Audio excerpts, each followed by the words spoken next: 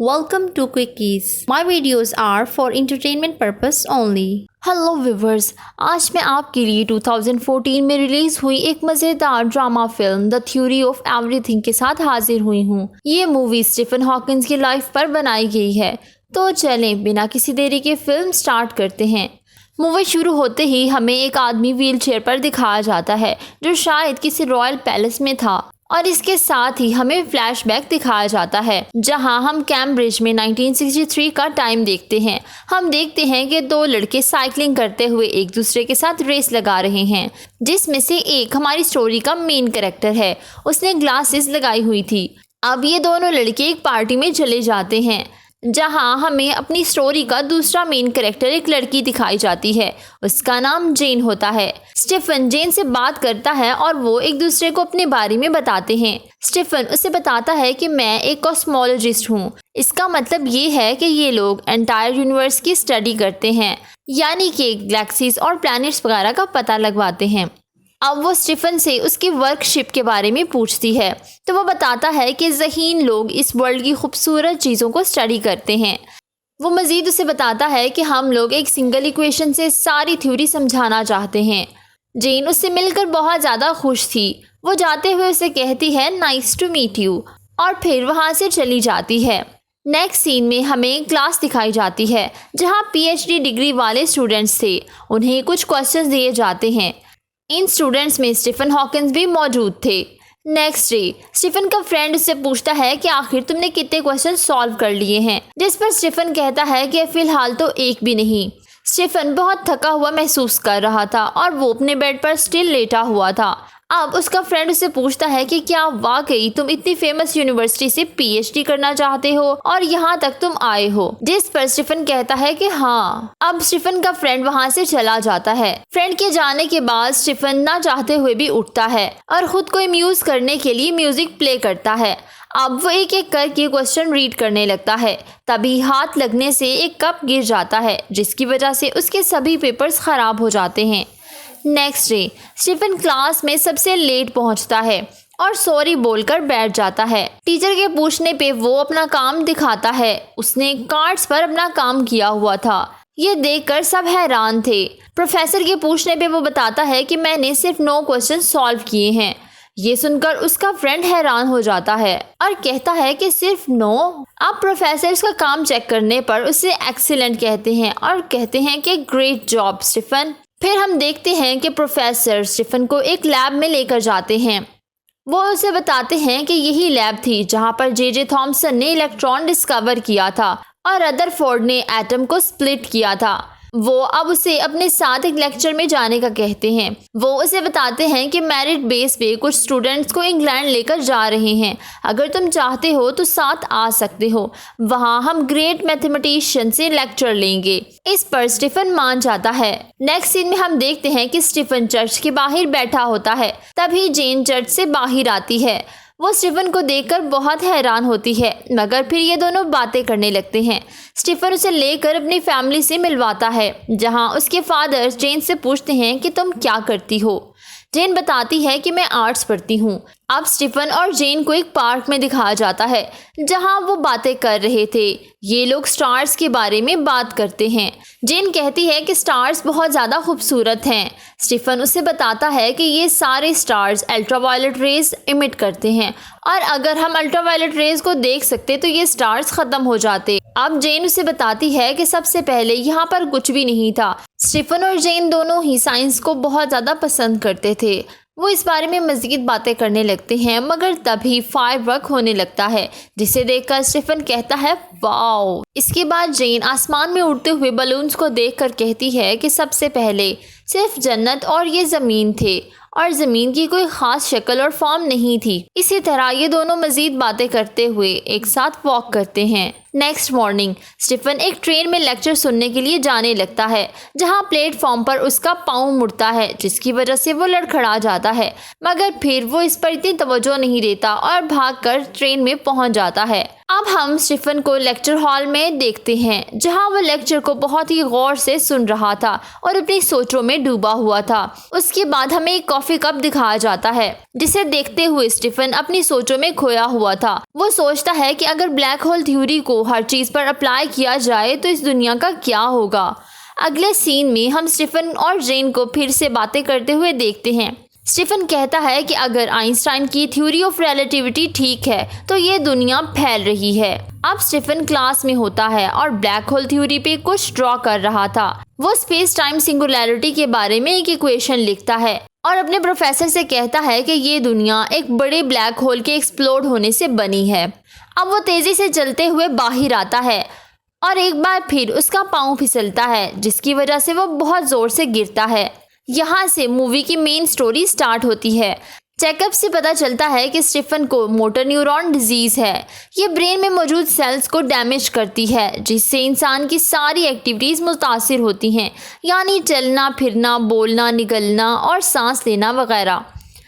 इसकी वजह से स्लोली मसल्स काम करना छोड़ देते हैं, यानी इंसान अपनी मर्जी से कोई काम भी नहीं कर सकता था और मैक्सिमम सिर्फ 2 साल तक ही जिंदा रह पाता है। स्टीफन ये सुन के बहुत ज़्यादा डर जाता है। अब वो डॉक्टर से ब्रेन के बारे में मज़ीद इन्फॉर्मेशन लेता है, जिस पर डॉक्टर बताता है कि नहीं, इससे ब्रेन पर कोई असर नहीं होता। डॉक्टर उसे सॉरी कहकर उठ जाता है। ये स्टीफन के लाइफ की एक बहुत बड़ी ट्रेजेडी थी। स्टीफन अपनी फैमिली और जेन को इस बारे में बता देता है। वो सभी से दूर होने लगता है। वो सबको अवॉइड करना चाहता था, मगर फिर भी जेन उससे मिलने आती है। वो उसे कहती है कि मैं हमेशा तुम्हारे साथ रहना चाहती हूँ। जेन डॉक्टर से भी मिलती है और उससे स्टीफन के बारे में पूछती है, मगर फिर भी वो डिसाइड करती है कि मैं स्टीफन से शादी करूँगी और फाइनली इन दोनों की शादी हो जाती है। अब हम देखते हैं कि स्टीफन एक स्टिक पकड़कर क्लास में जाता है और मुस्कुराते हुए टाइम बोलता है। जेन स्टीफन के डॉक्टर से मिलती है, जो उसे बताता है कि स्टीफन के पास वक्त बहुत ज़्यादा कम है, लेकिन जेन कहती है कि हम हैप्पीली इस डिजीज़ का मुकाबला करेंगे और मिलकर दोनों उसे हरा देंगे। टाइम गुजर रहा होता है और स्टीफन को अब चलने और बोलने में मुश्किल हो रही थी, यानी कि अब डिजीज़ का बुरा इम्पैक्ट स्टार्ट हो चुका था। लेकिन स्टीफन यूनिवर्सिटी जाना बंद नहीं करता। प्रोफेसर भी उसे देखकर बहुत ज़्यादा खुश था, क्योंकि स्टीफन एक इंटेलिजेंट और एक्स्ट्रा ऑर्डिनरी स्टूडेंट था। स्टीफन ब्लैक होल थ्योरी को प्रूव करने का कहता है, यानी एक सिंपल इक्वेशन जो इसे साबित कर सके। टाइम के साथ साथ उसकी हालत और भी ज़्यादा ख़राब हो जाती है। अब जेन स्टीफन के लिए व्हील चेयर ले आती है, क्योंकि स्टीफन बिल्कुल भी चल नहीं पाता था। खुद को हौसला देते हुए स्टीफन कहता है कि बस ये सब कुछ टेम्परेरी है। इस पर जेन कहती है ऑफ कोर्स। जेन स्टीफन की बहुत ज़्यादा केयर करती और वाकई एक अच्छी बीवी होने का सबूत देती है। वो उसके हर काम में उसकी हेल्प करती थी। एक दिन स्टीफन को जंपर पहनाने में वो उसकी हेल्प कर रही थी, तो अचानक सेकंड चाइल्ड के रोने पर वो चली जाती है। जंपर स्टीफन के सर में फंस जाता है। अब वो उस होल से फायरप्लेस को देखने लगता है। तभी उसे एक आइडिया आता है। नेक्स्ट डे जेन स्टीफन को व्हील चेयर पर यूनिवर्सिटी लेकर आती है। वो लेक्चर हॉल में जाता है और ब्लैक होल के बारे में एक थ्योरी देता है। वो बताता है कि ब्लैक होल से बहुत सारे पार्टिकल्स निकलते हैं और ब्लैक होल फुल ब्लैक नहीं, बल्कि रेस की वजह से वो शाइन करता है। ये सुनकर सभी हैरान हो जाते हैं। वो मज़ीद बताता है कि ब्लैक होल प्रॉपर ब्लैक नहीं है। तभी एक प्रोफेसर इसे नॉनसेंस कहकर उठ जाता है और भी बहुत सारे प्रोफेसर वहाँ से उठ जाते हैं। उन सबको ये आइडिया बेकार लग रहा था।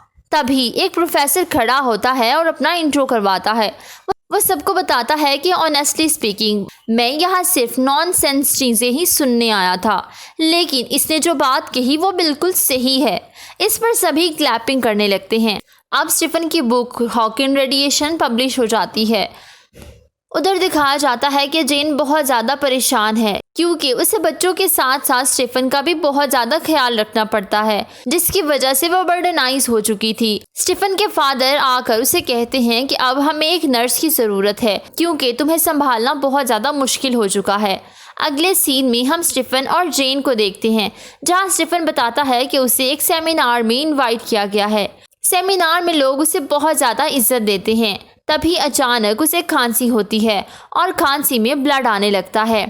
उससे सांस लेने में दुश्वारी हो रही थी और वो बेहोश हो जाता है। और वही होता है जिसका डर था। स्टीफन कोमा में चला जाता है। स्टीफन का एक माइनर ऑपरेशन होता है, मगर इसकी वजह से अब वो बोल नहीं पाता। जेन कहती है कि कोई बात नहीं, मगर स्टीफन को जिंदा रहना है। जेन उसके लिए एक नर्स हायर कर लेती है। वो स्टीफन को स्पीच चार्ट देखकर कुछ पूछती है, जिसके जरिए वो स्टीफन से अच्छे से कम्युनिकेट करने लगती है। वो जेन को बताती है कि स्टीफन एक बहुत ही इंटेलिजेंट और हेल्दी पेशेंट है। अब ये लोग एक एडवांस व्हील चेयर अरेंज करते हैं, जिस पर बैठ के अल्फ़ाबेट स्कैन कर सकते थे। और इसका एक और फ़ायदा ये भी था कि वो वर्ड्स बोल के भी बताएगा। वो जेन को बताता है कि मैं इस सिस्टम के थ्रू एक बुक लिखूंगा और उसका नाम टाइम होगा। वो खुद से ही क्वेश्चन करने लगता है कि टाइम की नेचर क्या है। क्या हम वक्त में वापस जा सकते हैं? टाइम गुजरने के साथ क्या सूरज ज़मीन के और पास हो जाएगा? क्या टाइम दोबारा वापस आ सकता है? और वो लिखता है a brief history of time. दिखाया जाता है कि स्टीफन अब बहुत ज़्यादा मसरूफ़ रहने लगा था। वो हर वक्त अपनी बुक के साथ लगा रहता था। एक दिन वो अपने ही नोट्स पढ़कर मुस्कुराता है। इस बुक की वजह से वो और भी ज़्यादा फेमस हो जाता है और सभी इसको बहुत ज़्यादा ऑनर देते हैं। उसके साथ उसकी नर्स भी होती है। अब स्टीफन एक आइकॉन बन चुका था। वो लेक्चर देते हुए कहता है कि इंसान की कोशिश का कोई भी एंड नहीं। अगर इंसान कुछ करना चाहता है तो क्या नहीं कर सकता। खुशियाँ तलाश करने से मिलती हैं। हिम्मत कभी भी नहीं हारनी चाहिए। जहाँ जिंदगी है वहाँ उम्मीद है। ये सुनकर पूरा हॉल क्लैपिंग से गूंज उठता है। स्टीफन को अब ऑनर के साथ बुलाया जाता है। जेन स्टीफन को मुबारकबाद देती है और उसे कहती है कि ये एक एक्स्ट्राऑर्डिनरी डे है। फ्लैशबैक में प्रोफेसर स्टीफन की पूरी लाइफ दिखाई जाती है और उसकी बुक की 10 मिलियन कॉपीज हो चुकी थी। दिखाया जाता है कि 72 ईयर्स स्टीफन अब रिटायर हो चुका है, मगर उसने अभी भी हार नहीं मानी। वो अपने डिजीज से लड़ रहा है और इसके साथ साथ वो न्यू चीज़ें एक्सप्लोर भी कर रहा है। उसने अपनी लाइफ से रिटायरमेंट नहीं ली, बल्कि वो अभी भी काम करना चाहता है और अब वो थ्योरी ऑफ एवरीथिंग पर सर्च करने में मसरूफ़ है। इसके साथ ही इस मूवी का एंड हो जाता है। Please don't forget to subscribe, follow my social handles. Thank you for watching.